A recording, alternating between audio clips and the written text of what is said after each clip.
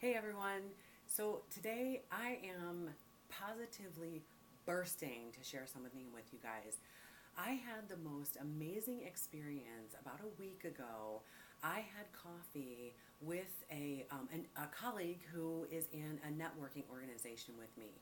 And we just got together for coffee just to kind of get to know each other better. And I wanted to learn about his business, and he wanted to learn about my business as a life coach, etc. And he's about a decade older than me, so I think he's in his early 60s.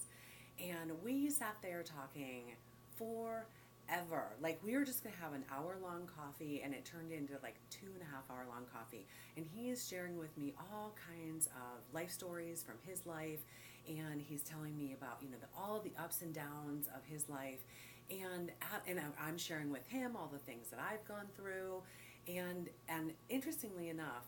So one of the things that I have gone through is I've gone through a significant amount of religious abuse. I was raised in a religious cult, and my parents were very abusive to me in that cult. They were very physically abusive, they were very emotionally abusive, they were also very spiritually abusive, as well as there was a ton of abuse that I suffered from the cult in general and from the cult leaders and the cult doctrine and all the rest of that. It was yeah, whatever. It was really not a fun experience. My parents joined when I was 8, and I left when I was about 22, 23. And if you want to hear all the blood, guts, and gory of that, it's in my book, which is called My Exquisite Purple Life. You can check all that out. So anyway, I digress. So I'm sharing with him my life stories, and part of my life story is the fact that I have suffered religious abuse. And so this gentleman is also, as he's sharing his life stories, he is using what I call God vocabulary, right? So he is explaining all of the fortunate experiences he's had in his life as having been blessings from God. He is also, talking about how he really felt God, walking with him through all of his troubles and guiding him and all the rest of this. And thankfully, I've gotten to the place in my healing journey where none of that bothers me at all. Like, I'm really not triggered, so I was totally comfortable with it. Plus, I'm 1,000% fluent in God vocabulary. It was my first spiritual language. So, and I am like multilingual when it comes to all the different vocabularies. So I work with all kinds of clients, but a large amount of the clients that I work with are recovering from religious abuse, and they're reclaiming their lives, and they're looking for a new expression for their sacred practice. And as a part of that, some of them use like universe vocabulary, some of them use magic vocabulary, some of them are Harry Potter fans, which are my absolute favorite because I'm a huge Harry Potter fan. So I am totally multilingual. So I'm sitting at coffee with this gentleman, he's using God vocabulary, and I totally get it. And I am just talking to him using God vocabulary because I get it that that's what he understands, right? Although I had explained to him that that is not my personal vocabulary anymore because of the religious abuse that I suffered. So we end our coffee and we're walking out to the parking lot, and he's telling me that he's going to pray for me. Now, I'm going to be honest with you guys. There was a time in my life that if someone said that my two biggest triggers, if someone said God bless you, and I don't mean when I sneeze, I mean God bless you, or I'm going to pray for you. Yeah, those were fighting words about 20 years ago. I mean, if someone said that to me, I would lose my damn mind. So we're standing in the parking lot, but it's not that way for me anymore, thankfully. I've really moved past a lot of that, and I've done a lot of healing. So we're standing in the parking lot, and he says to me, he's so loving, and we had this amazing connection. And out of this connection that he was feeling and I was feeling, etc., he says, I'm going to pray for you. And I said, thank you so much, because I've gotten to the place in my life where I can receive that when it is being offered genuinely out of a goodwill. Like, so he's saying, I'm going to pray for you, which is, I translate that into my vocabulary, meaning I really wish you well, and I'm going to do what I know to do within my structure to wish you well, which is to pray for you. So thank you so much. I really appreciate that. I'm so grateful for that. And then he says, do you mind if I pray with you right here and now? in the parking lot. And that did push me over the edge. And if any of you are watching this and you come from a similar background to me, I think that whole concept of like drop your head and pray anywhere, no matter what the circumstances, that's common in a lot of fanatical religious groups. And it was definitely what I experienced growing up. Oh my God.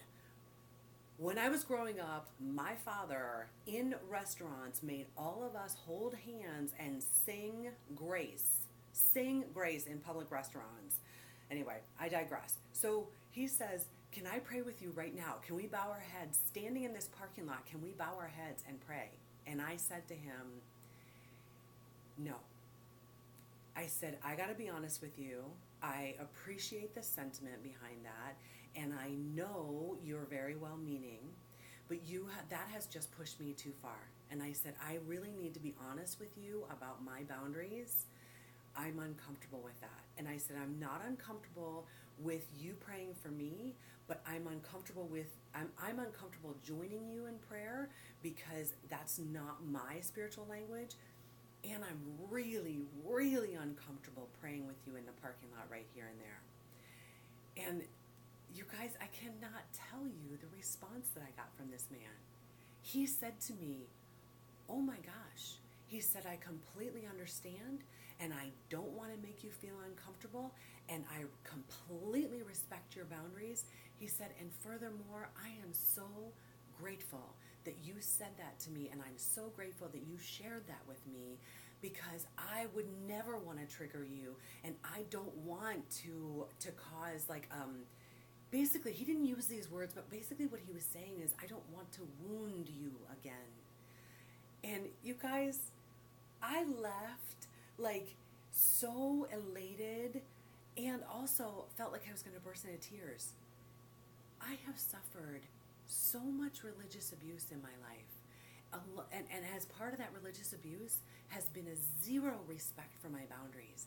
Anytime I would speak up and say, this is what I need, and I'm not comfortable with this, not only was it not respected, but people just plowed right over my boundaries. Oh, too bad you're not comfortable with that. Too bad you don't want that.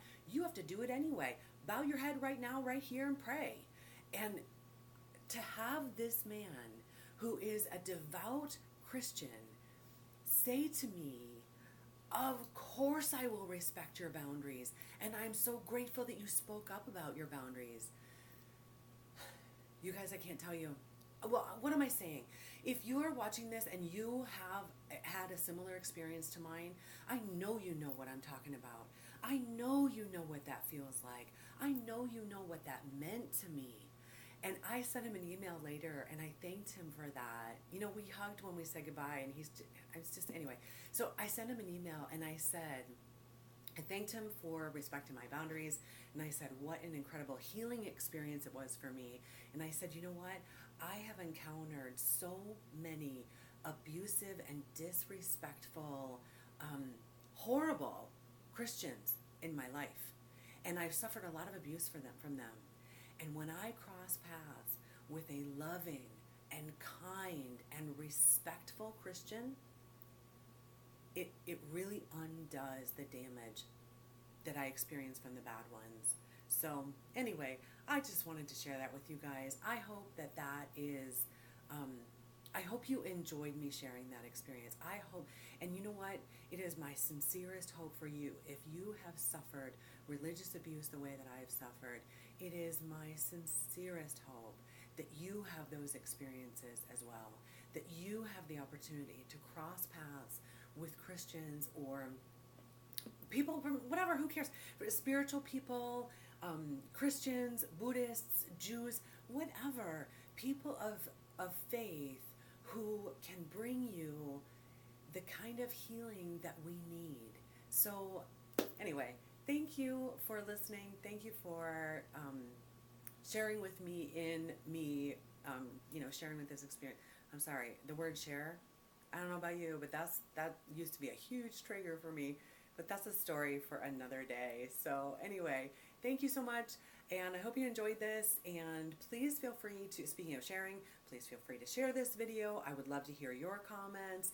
If you have similar experiences, oh, I want to hear about them.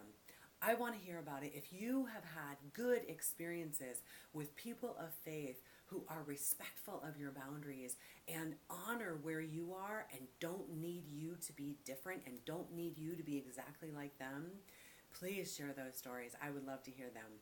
Okay, my dears. Love you. Bye.